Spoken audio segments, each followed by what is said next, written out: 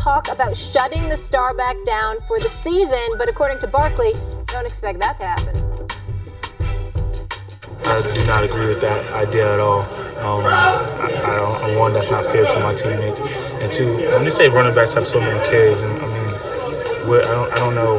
Is there some people that I guess the average career length of a running back is not as long as other players? But when I think of the great running backs who played, those guys were able to withstand a bigger workload back in the day than what we are now. The mindset of sitting me out and resting me for the rest of the season is beyond me. I do not agree with it. I'm going to keep going until I can't go no more. And that's the player I am, and I'm going to do it for my teammates.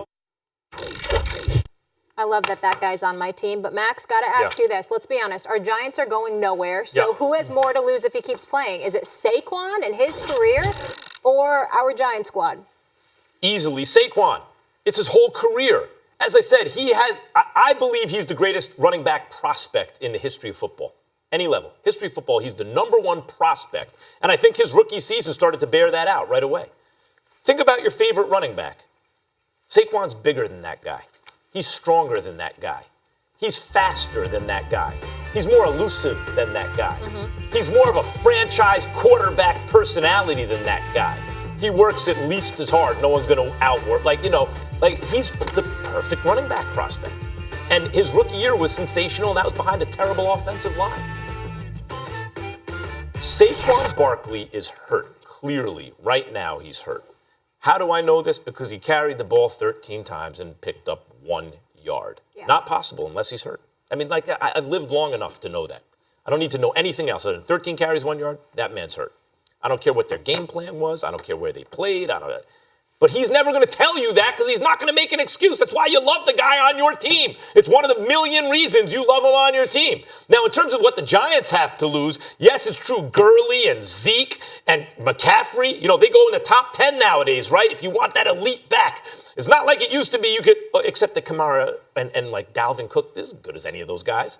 And they went in the second round and the third round. So you may not get Saquon Barkley, but you can get a hell of an all-purpose back in the later rounds if you're the Giants in one of these drafts coming up.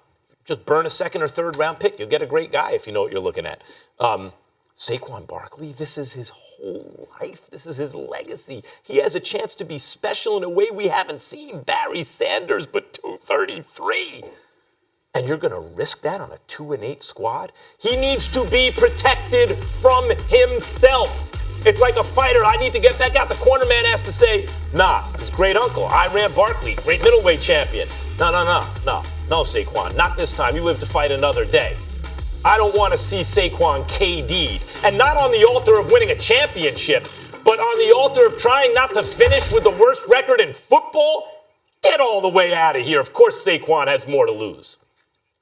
Stephen A.?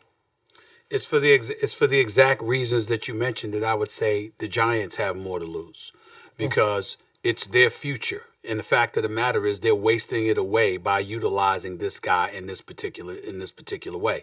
The reality of the situation is that Pat Sherman needs to go. There needs to be a better coaching staff. There needs to be a better system. There needs to be something more conducive to elevating the growth the Amen squad over here.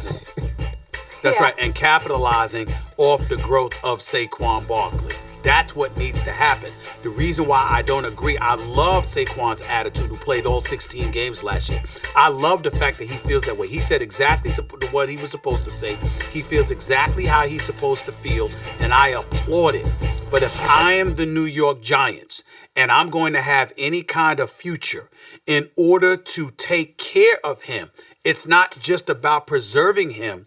It's making sure to put a different personnel, a different system, and a different staff, more importantly than anything else, around him.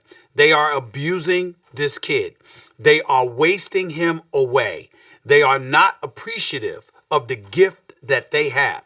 And it's evidenced by Odell Beckham Jr., believe it or not, because if you had the right coach and you had the right system, you'd have 2 cornerstones for your franchise, and you would have been fine with that, okay? But the problem is the New York Giants don't have that because because of their culture and their willingness or their insatiable appetite to preserve what once was and no longer is, they're just not paying attention. The bottom line is you're wasting away Saquon Barkley. He does not need to be playing. He needs to be on the sidelines. But it's not just to protect him from injury. It's to protect him from Pat Shermer. It's to protect him from Dave Gettleman. It's to protect him from Giants brass who are not what they used to be. You need wholesale changes in New York City when it comes to the New York Giants. And until that takes place, you're just abusing the kid.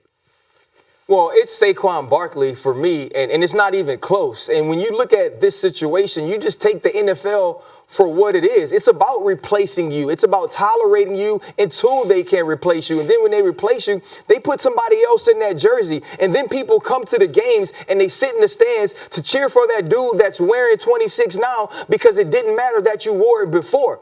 Saquon Barkley has one career. He has one opportunity. And the reason this is so glaring, and I like Max mentioning the stats from last week, the reason Max stood here all throughout the summer and talked about Saquon Barkley was because of all those things he listed. And if Saquon Barkley's playing against the Jets and all he could get is 1 yard on 13 carries, then something is wrong with him. And Saquon Barkley is exactly right. As long as you can walk and you can put on cleats and put on that helmet and go play, you wear it. So you protect him. You look back to last year with Aaron Rodgers when he suffered the knee injury, when he was kind of hurt all season and hobbling and he wasn't playing well.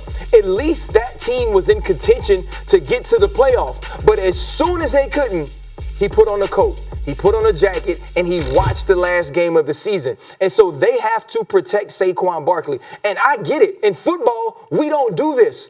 There isn't load management. There isn't, you know what, we have a back-to-back so we can wait until tomorrow when we're on TV again after NBA countdown. That's not how it works. And so for Saquon Barkley, and I understand Pat Shermer needs to win for his career. And I understand that the fans buy tickets because they want to come see Saquon Barkley. The problem is the dude that they got to watch on Sunday is not Saquon Barkley. Yeah. You know that guy isn't half of Saquon Barkley. You know what, guys? And Stephen A., I will go to my grave believing that KD already had an Achilles issue when he was playing in the finals. But I at least understand, because I was on TV saying, I don't care what the doctors say. If I know that looks like Achilles and everybody knows, then I'm saying don't play. It's not worth it. But KD could at least come out and say, you know what? On the altar of pursuing a championship, that risk is worth it to me. Okay, even if you don't believe the diagnosis, I understand that at least.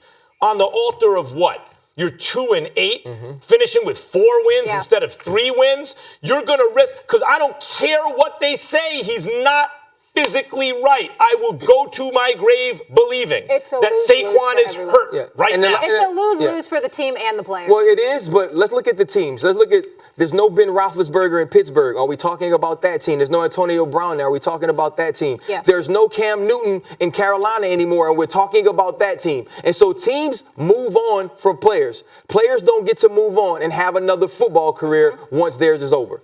All right. I don't want to see Saquon KD'd. I like that. And there's no load management in football. Dropping gems, gentlemen. See him KO. The Tide are now on the outside of the playoff looking in, but will they get the